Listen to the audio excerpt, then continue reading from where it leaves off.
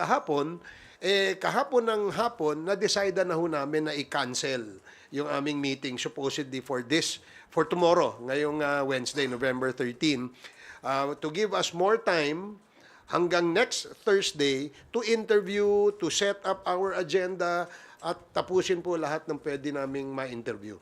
That is the reason why we had to cancel. Actually, 2 days ago, nag-decide na kami dyan eh. A week ago pa, pinag-uusapan na natin, Chairman.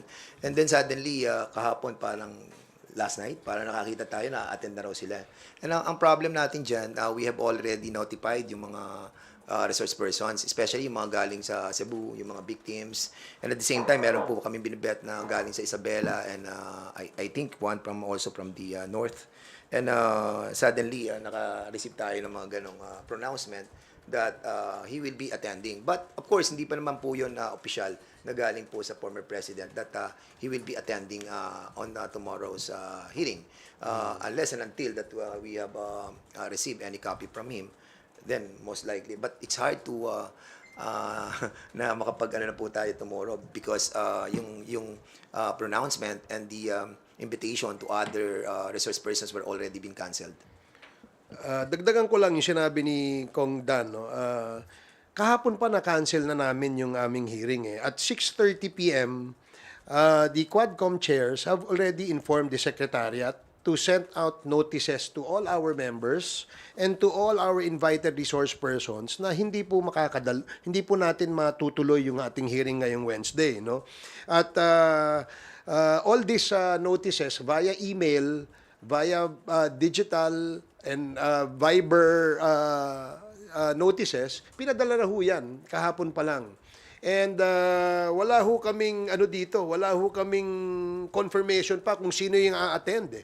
Wala naman ho nagsabi sa amin na may a-attend na sa Wednesday because as early as yesterday, we have already sent out cancellation notices. Kaya wala namang nagulat lang kami ngayon na meron palang gustong umattend, no?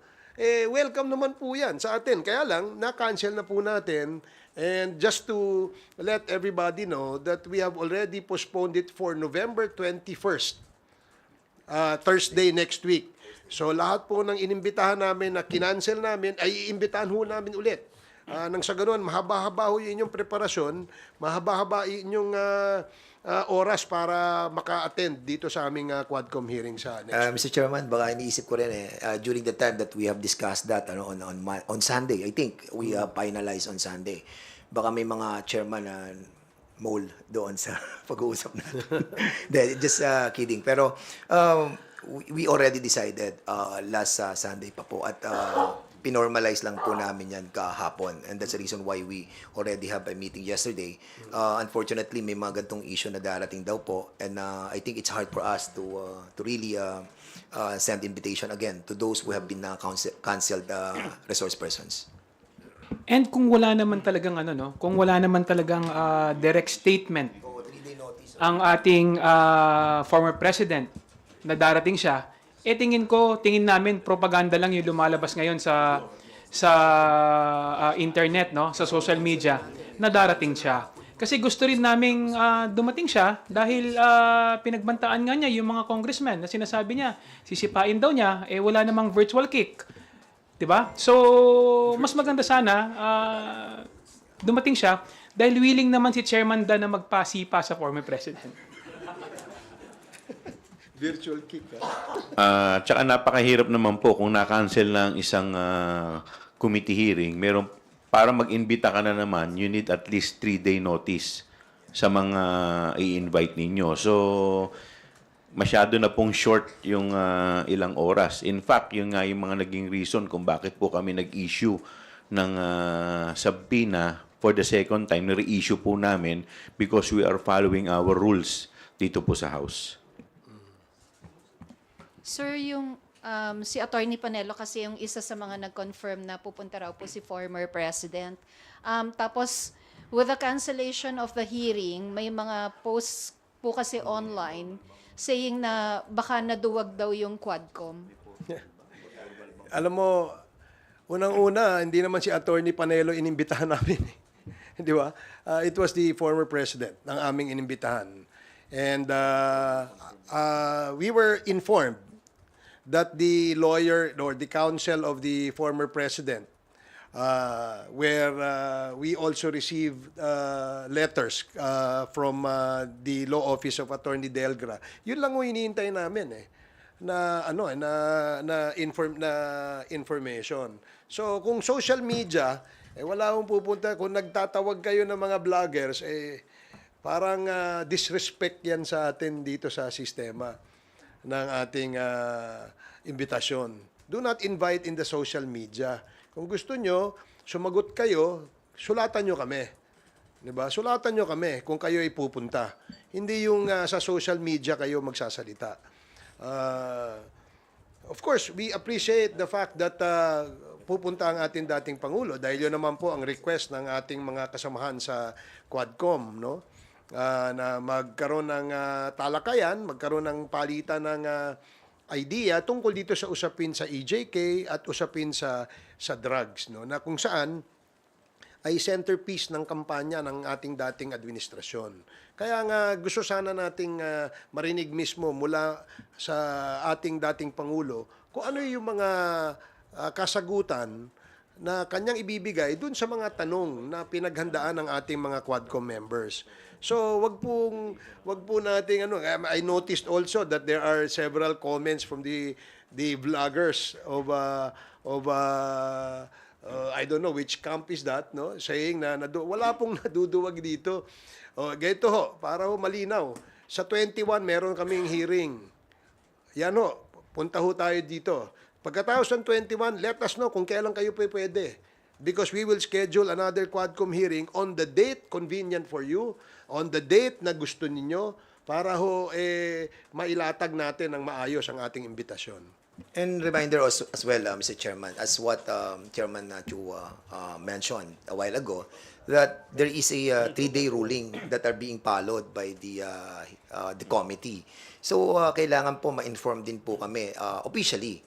Wag po sana sa social media para at least lahat. Kasi pag social media, you can always deny it, di ba? Pwede kang hindi pumunta, tapos sasabihin, hindi naman formal yon. But of course, kapag ginawa po nating official ang lahat, then resibo po yan. So I hope that prior to November 21 hearing, somebody or the lawyer of the former president will write the committee for his attendance. Maraming salamat po.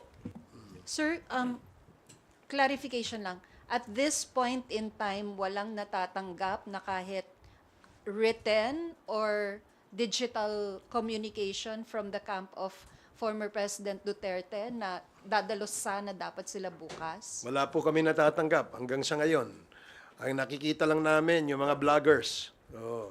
So, hindi ho namin pinakikinggan yung mga vloggers kasi wala naman nung sinabing tama yan kundi tirahin lang itong si Dan Fernandez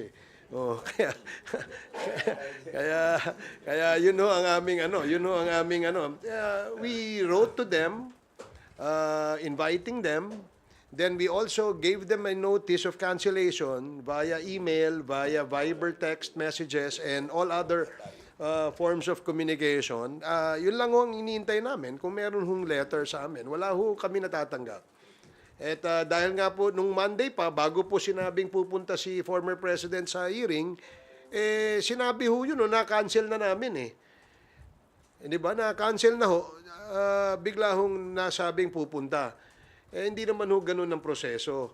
Di ba? Ang proseso, may imbitasyon kami at hinihintay namin yung reply. But even prior to the reply to our invitation, ay na-cancel na po namin. Kasi nga po, sa nabanggit kong rason kanina kung bakit po namin kinancel. Thank you, sirs. Thank you. Next questions from Marian Enriquez of TV5.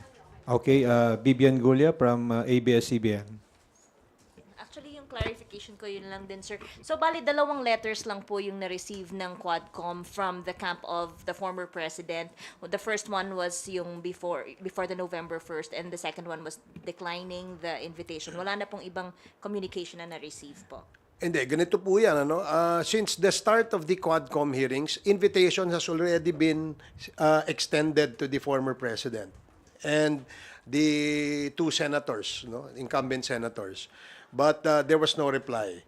And then we had subsequent committee hearings of the Quad. there was no reply whether they will attend or not. Now, there was a press statement issued by the former president that he said wala siya natatanggap na invitation. That's why we had to send again another invitation for our October 22 committee Quadcom hearing. At the following day, we already received a letter coming from his lawyer, si Atty. Delgra, saying that he needs to rest, the former president needs to rest, he has a lot of engagements, has been tired, and because we understood that the former president is already old, and we would like to give him the time to rest, so we accepted the cancellation. Then we sent again another letter, supposedly for the October, November 7 hearing. Then we received again another letter. Sinasabi na hindi siya pupunta because walang integridad ang Quadcom at na-prejudge na siya ni Congressman Dan Fernandez tsaka ni Kong Benny Abante. At saka mahaba pa yung rason. So we accepted again the refusal to attend. Now we're supposed to have a November 13 hearing, but we decided to cancel it yesterday. Ngayon sasabihin na pupunta. Ano ba talaga, kuya? Di ba? So ito formally sent po yung letter, ang invitation. Of course, we appreciate the fact that the former president is now interested to attend, no? Malaki pong yan, dahil malaki pong maitutulong niyan sa Quadcom. Talagang, in other words, no, talagang propaganda lang, no, yung ginagawa nila, lalong-lalo na yung sinasabi nilang pag-attend sa committee hearing ng Quadcom, no. Talagang nabubudol-budol nga, no, yung ating mga mamamayan regarding sa kung ano yung kanilang mga sinasabing statement. Thank you. Before we continue our press conference, I'd like to acknowledge the arrival of House Committee on Human Rights Chairman, Manila Representative Bienvenido Benny Abante Jr. Thank you for joining us, sir. Okay, Bibian, are you okay? May I call on Lenes Capanti from GMA News Online? Good morning po. Sir,